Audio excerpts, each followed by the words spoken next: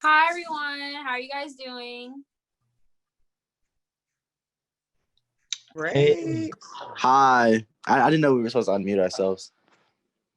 Okay, don't worry about unmuting yourself, but hope everyone's had a good and productive day. We're gonna start off with a welcome activity, and we just want to see how everyone's doing today. So you can enter in the chat an emoji that kind of is representing how you feel today, whether it's super, super excited or kind of in the dumps, whatever. Just put an emoji and interact with the group. All right, it's good to see that everybody's smiling. I hope everyone's day went well, and now we're gonna hand it over to Willie for a trivia. Oh, give me just a minute. Hello, everyone. It's time for some trivia questions. Let's see who can answer these questions the fastest and get these great prizes that they have. The question is, what percentage of the U.S. population does Generation Z make up? Is it A, 10%, B, 20%, C, 30%, or D, 40%? Okay. So Yes, Haley Haley, went. congratulations. You did enter I it correctly. completely just guessed, but I made an Congratulations. educated guess, so it's fine. Awesome. All right, Haley. Yeah. So now that the trivia and the giveaway is over, first of all, I just want to thank you guys for coming and joining us in this rally, this educational advocacy rally. And really, I just want to start off by beginning to tell you guys about how we started our own nonprofit organization that aims to educate, to not only educate, but also advocate for e-cigarette change on a policy level. So just give a little background. As the school year begins, what we really have seen is that we have an epidemic within a pandemic, an epidemic of nicotine addiction.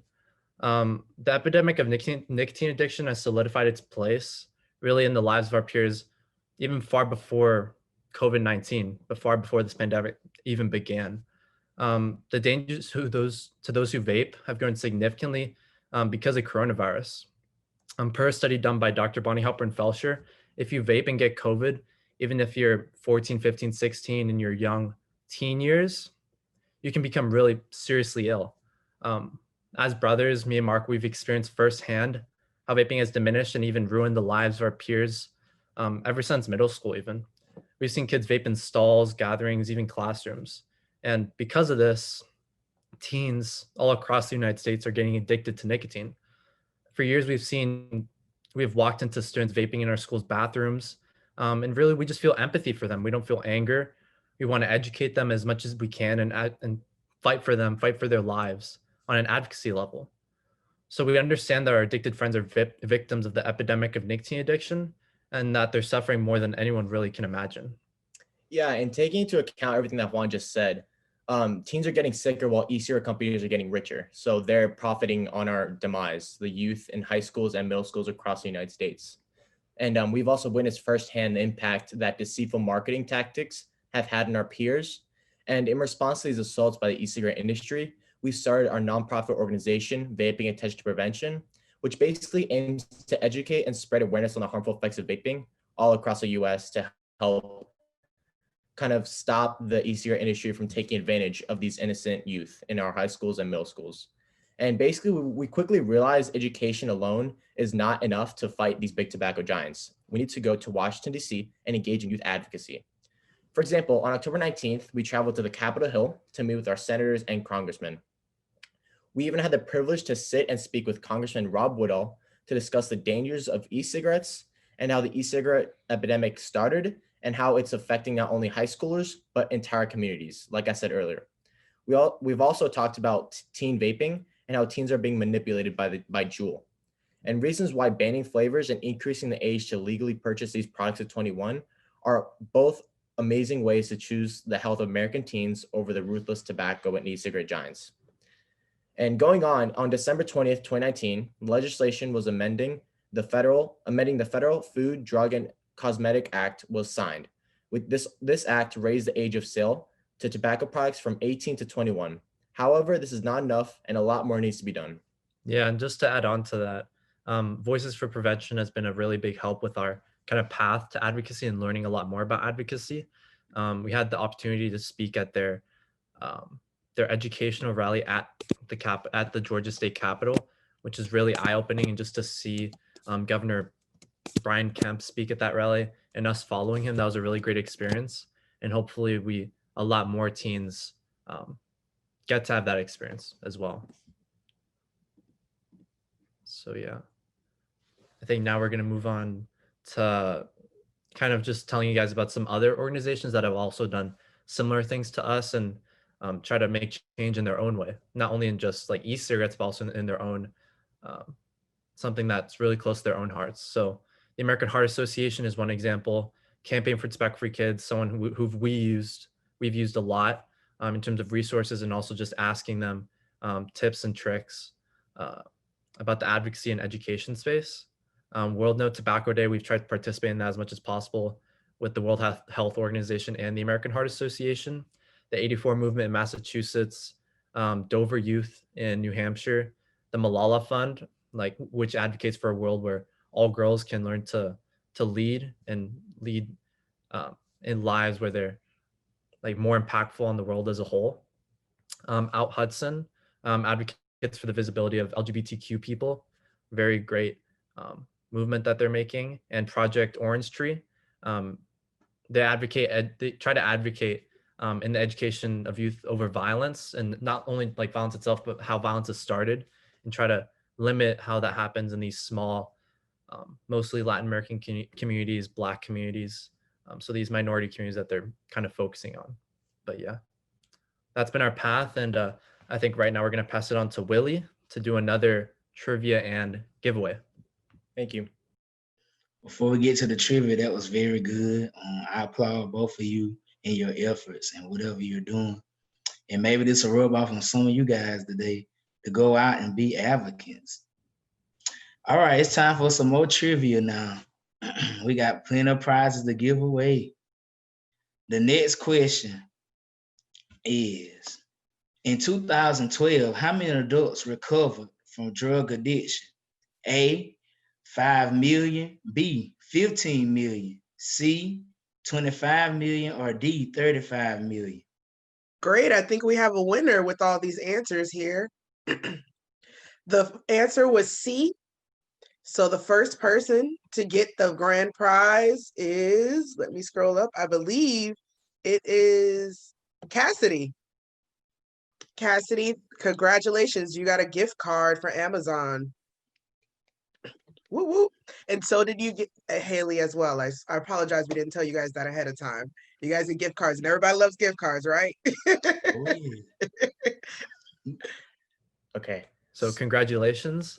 So now we're going to move on to something that we want to focus on throughout this session. So really it's finding your own passion and your own idea about what you want to advocate for and what you want to educate on, not only in your own community, but also in your tighter circles, your peers. So for us, it's tobacco and e-cigarette prevention, education, and advocacy. We chose this really because tobacco is the leading preventable cause of death in the country and in the world. Tobacco use is a major factor in 4 out of 5 leading causes of death: heart disease, cancer, lung disease, and stroke. So it's really big. It causes about 1/3 of heart disease and cancer, and most emphysema. The second reason really is that this became our passion is because tobacco and e-cigarette industry are deceiving teens to think that it's safe products. And basically our whole purpose, me and Juan, is that we want our peers to know that they're being lied to and manipulated into becoming nicotine addicts and lifelong customers. Because something that we've seen is that our friends that youth across the nation hate to be manipulated and used. And while these e-cigarette companies are getting richer, we are getting sicker, kind of to restate what I said earlier. And we also want to educate school administrators that nicotine addiction is a chronic disease and needs to be treated as such. For example, teens that are addicted to nicotine need help rather than punishment. We are advocating for schools to end punishment and instead help teens. And this includes not suspending and expelling kids for their innocent addiction, but trying to help them with a therapeutic approach. Yeah, and I try to urge you guys to find something you guys are passionate about, find something that you've seen that's really affecting your community, whether it be alcohol abuse, substance abuse. Find something and then educate yourself on that topic. And then you'll be empowered to help others, educate others, and really show them how bad something really is and try to make a difference in your community. It makes it a lot easier to advocate when you're passionate about something. Yeah. And something that we've found, especially towards teens, someone that's your age, if you tell them that they're being manipulated or that an industry is trying to trick them about a certain product, they're really open to what you're trying to say. They don't think you're lying, but of course there's some outliers, but we've seen that the majority of teens or your peers that we talk to, they're really open to the idea. So yeah, that's just our experience. So hopefully you guys find your own. And in later sessions, we're gonna be talking about, like, after you find your passion, what to do about that. So hopefully you guys can join us for then. So now we're gonna pass it on to Madison because she has her own advocacy experience. So yeah. Thank you for listening. Thank you. Okay, so thank you, Juan and Marco. Personally, my experience with advocacy, I was involved in AV Pride and specifically Fayette Youth Leadership's Pride program, where I ended up going to a program called GTI. And at GTI, me and my group, we focused on vaping because we just noticed that in our community, vaping was a big issue, and it started like being very apparent in our lives. People in my group, we shared stories about how we couldn't go to certain bathrooms because people were vaping in the restrooms. We learned that jewel pods exploded in schools, and everyone becomes inconvenienced by these occurrences. So we wanted to really take action and put a stop to it, and hopefully inspire some of our friends and peers to be involved as well. Now, it's important to realize that advocacy doesn't look the same for everyone. Some people might want to do public speaking. Some people might want to be behind the scenes. There's different ways to advocate, and it's really important just to find out what's best for you. My experience, like Juan and Marco said, they went to the Capitol, the Georgia State Capitol, and me and my group, we did the exact same thing. And while we were there, it was really just inspiring to see that there's so many people our age doing the same thing that we were doing, because sometimes it is discouraging when you're around adults a lot. Sometimes it's discouraging when your friends aren't interested. They might want to act too cool. But if you want to see a difference in your community, you should just stand up and be involved and really try to put forth an effort. So while we were at the Capitol, we were able to think about ways to get our goals met. We spoke with Representatives Derek Jackson, and we really just wanted our voices to be heard. So while we were there, we had like focus groups where we made goals. We made a kind of like a script. I wouldn't say a script, but basically we just wanted to make sure our plan was clear and concise. And it was very just like, it just felt very empowering to know that our voices were heard, because sometimes you might feel like, since we're teenagers, that our voices, that our opinions aren't really respected, or because we're younger, we don't know what we're talking about. But when you really want to do something, it's important to like be reassured. So while we were there, we were all very just satisfied and fulfilled with what we were doing. And in the future, we hope to get laws passed preventing people from not only being able to have access to vapes at such a young age, because it is such a health issue, but also to have stricter rules in schools, because it's just, besides our own personal health, it affects everyone around us as well. So that's my experience with advocacy, and I would like to pass it on to Willie for another trivia. That was very good, Madison. I really enjoyed it. Hopefully you all are inspired so far to go out and be advocates. Let's go with our trivia question for today. Our last one, I believe. So let's see who's going to answer this one correctly. It says, what is the name of the organization Juan and Marco began? Is it A, Attention to Prevention, B, Vaping for Prevention, C, Voices of Prevention, or D, Vaping-Attention to Prevention? So I Awesome. believe Anna. It looks like we got a winner. Yeah. Juan and Marco, you want to announce the winner? Yeah, Anna Ramirez, congratulations. You answered first. The correct Barely answer beat first. Hannah. Yeah. So yeah, after that, the giveaway and the trivia question, we have a motivational clip to just kind of drive you guys to find your own passion and to make your own change in your communities.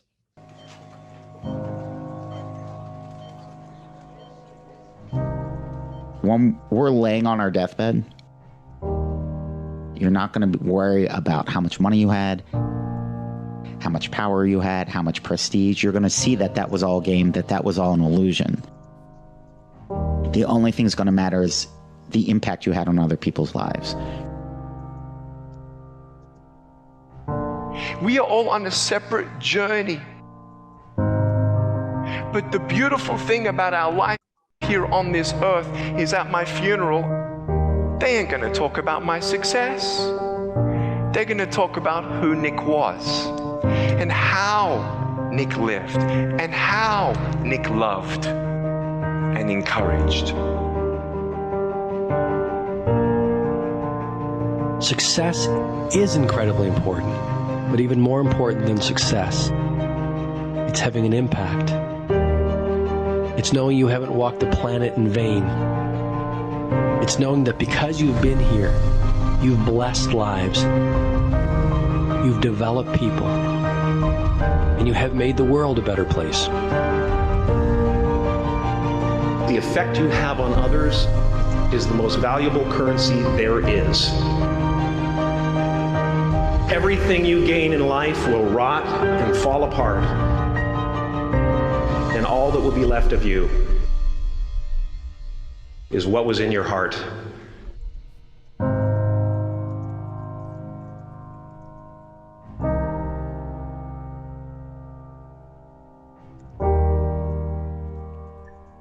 Life is a mirror, and life gives us not what we want. Life gives us who we are. When you were born, you cried while the world rejoiced. Live your life in such a way that when you die, the world cries while you rejoice.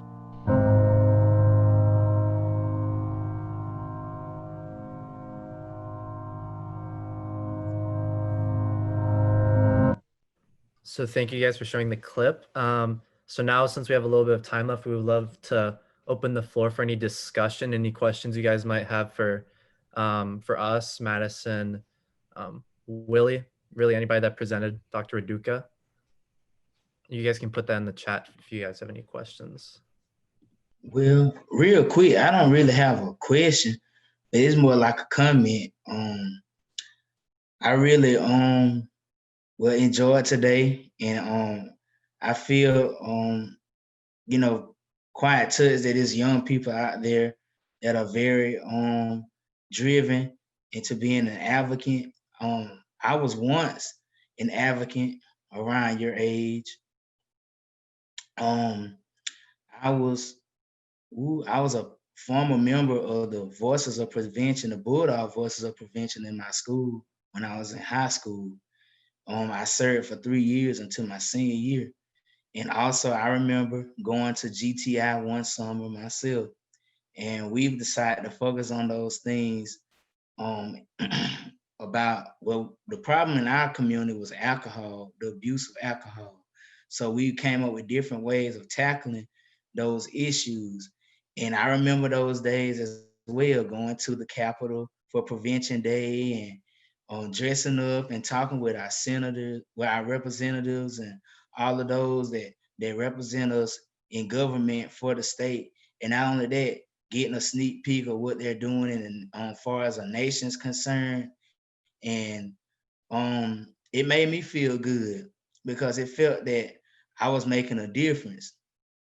And I was always inspired by many of the people that was advocates, whether it was in the civil rights movement or various other movements. I was always intrigued by how Dr. Martin Luther King Jr.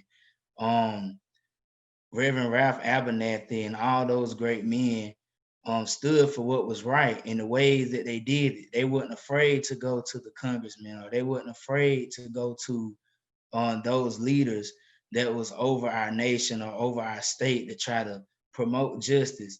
And I realized that if they could do that, I was inspired that in my little community of Alamo, Georgia, that I could have made a change.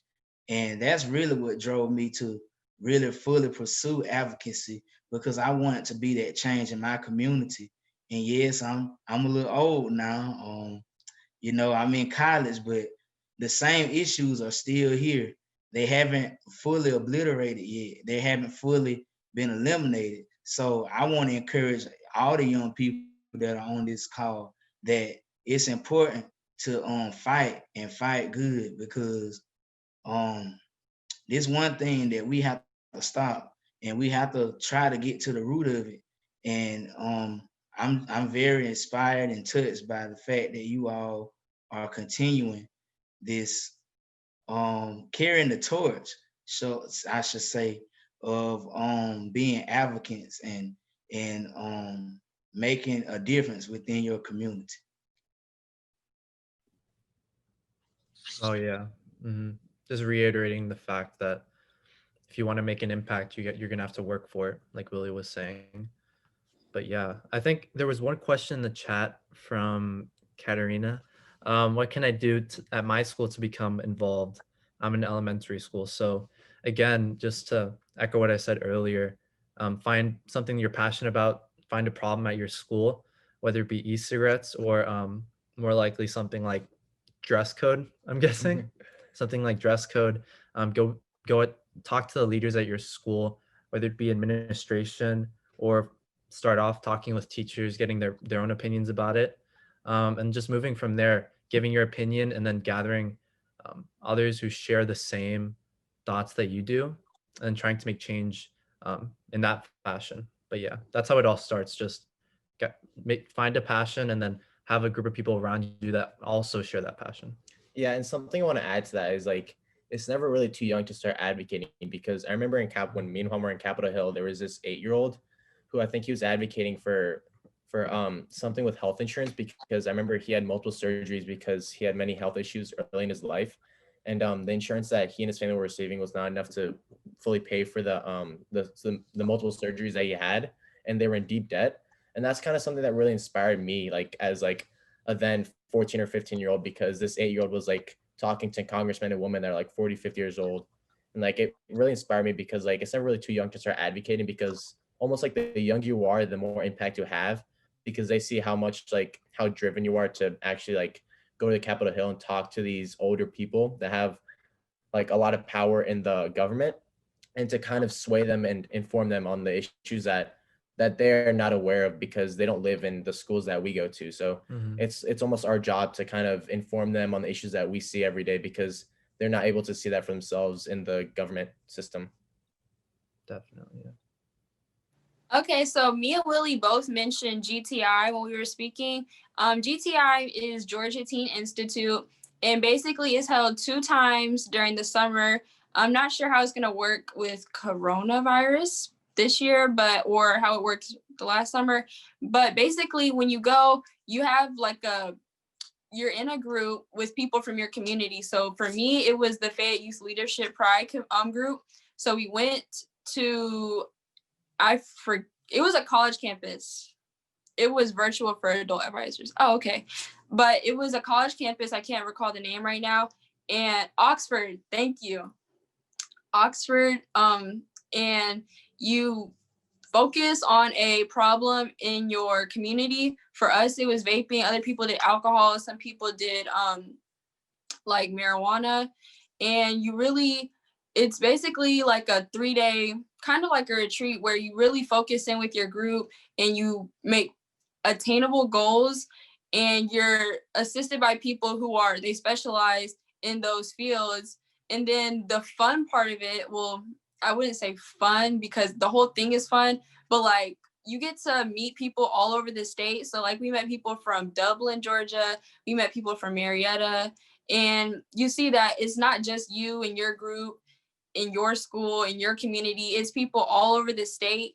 And you do like activities, and it was a lot of fun. And it really forced us to really focus in on a goal, because it's so easy to get caught up in what's going on in your day-to-day life. So when we're at this college and we have set times for everything, we got a lot of things done, and it really like propelled us into our school year. Yeah, and kind of adding on to what Madison said, and also to answer the follow-up question by Katarina, to like the best ways to keep your friends motivated to help you. Like she said, like to set attainable goals, and also you can talk about like, if you like personally, like we can talk about the experience we've had, and to kind of show like the positives about advocacy, like kind of what Madison said, like you'll make amazing connections. You'll be able to meet people that you were never able to meet before advocacy. Like for example, I don't think I would ever be able to meet my fellow congressmen and congresswomen if I was just kind of doing school and sports at the same time.